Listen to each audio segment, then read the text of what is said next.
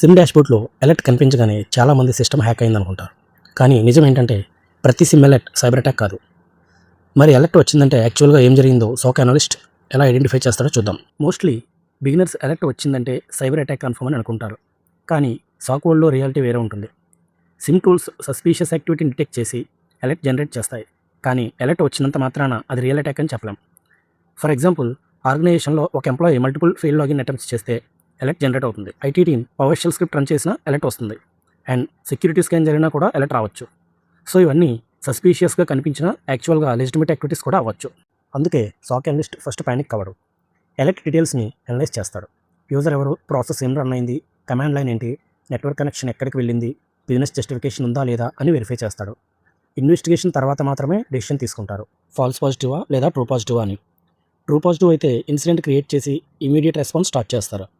In case falls positive అయితే అలర్ట్ని close చేస్తారు. Falls positive అంటే ఏంటి తెలుసుకుందాం. ఫాల్స్ పాజిటివ్ అంటే అలర్ట్ వచ్చింది కానీ యాక్చువల్గా మలీషియస్ యాక్టివిటీ కాదు.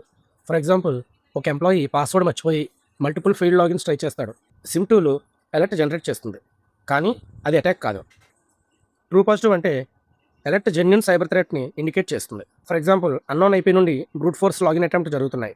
ఇన్వెస్టిగేషన్లో అది అటాకర్ యాక్టివిటీ అని కన్ఫర్మ్ అయింది. సో అది ట్రూ పాజిటివ్. ఇంకా సింపుల్గా చెప్పాలంటే ఫాల్స్ పాజిటివ్లో అలర్ట్ వస్తుంది కానీ అది అటాక్ కాదు. ట్రూ పాజిటివ్లో అలర్ట్ వస్తుంది, అటాక్ కన్ఫర్మ్ అవుతుంది. So false positive, true positive అనేవి సైబర్ సెక్యూరిటీ అనలిస్ట్ చేసే అనాలిసిస్పై ఆధారపడి ఉంటుంది. నెక్స్ట్